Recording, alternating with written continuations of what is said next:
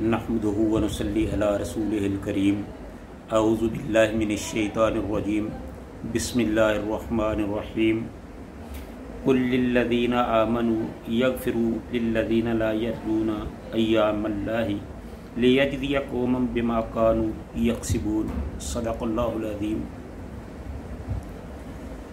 हर किस्म की तारीफ़, तौसीफ़, हमद, सना, बड़ाई, किब्रियाई अल्लाह अहकमुल हाकिमीन के लिए, जिसने ये दुनिया जहान बनाया और इंसानों की रहने सहने के तमाम इंतज़ाम अपने ज़िम्मे लिए, उनकी दुखों और मुसीबतों का मुदावा करने के लिए तमाम इख्तियारात अपने हाथ में लिए और लाखों करोड़ों दुरूद व सलाम इमामुल अंबिया, हबीब खुदा, शम्सुज़्ज़ुहा, बदरुद्दुजा, मंबई रुश्तो हदा, सरचश्मे सब्र रदा, पैगम्बर रब्बे अर्ज़ समा, वालिय बतहा, ज़ीनत काबा, हज़रत मुहम्मद रसूलुल्लाह सल्लल्लाहु अलैहि वसल्लम की ज़ात वाला सफ़ात पर।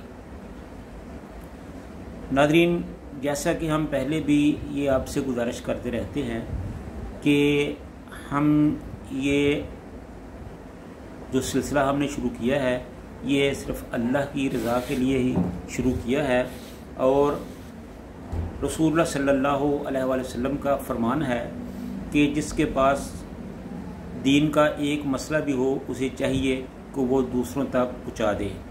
तो इसी जज्बा के तहत हमने ये प्रोग्राम शुरू किया है।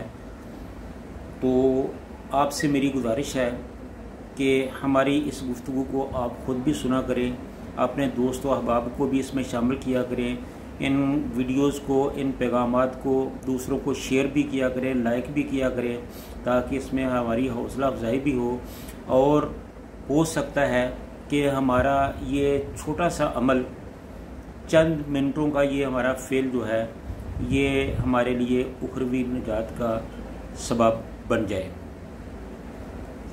तो नाज़रीन, अब चलते हैं अपने असल मज़मून की तरफ। ये जो मैंने आपके सामने आयत तिलावत की है, ये सूरह अल जासिया की 14 नंबर आयत है।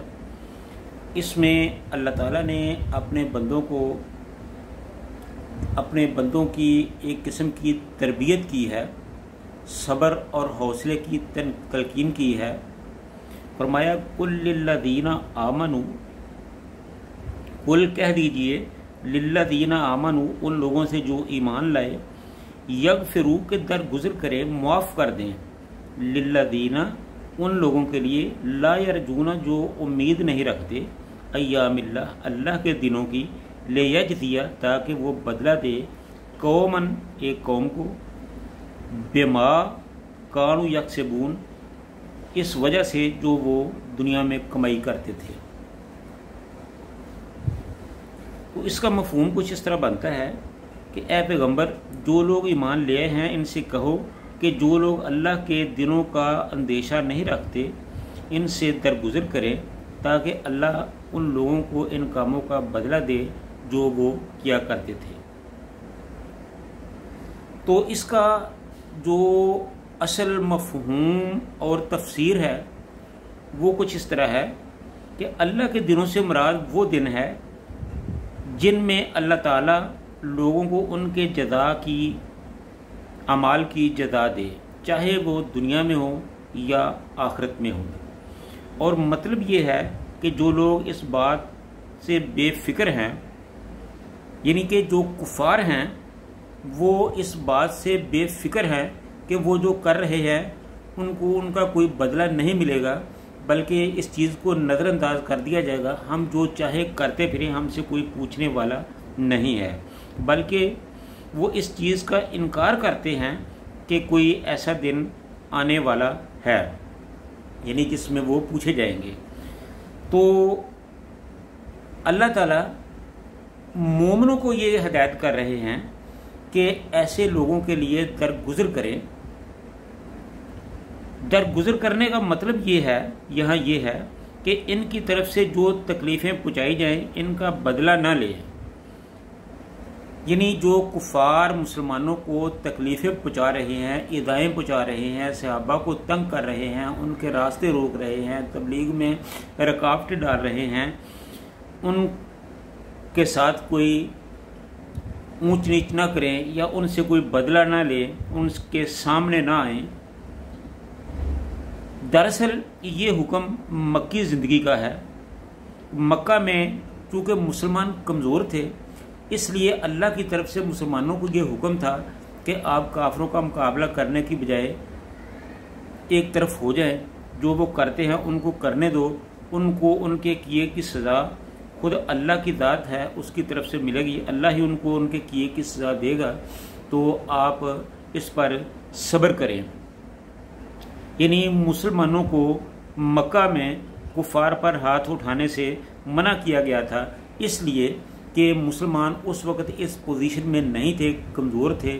اگر وہ کفار کا مقابلہ کرتے تو خدا نخواستہ مسلمانوں کو مزید نقصان پہنچ سکتا تھا۔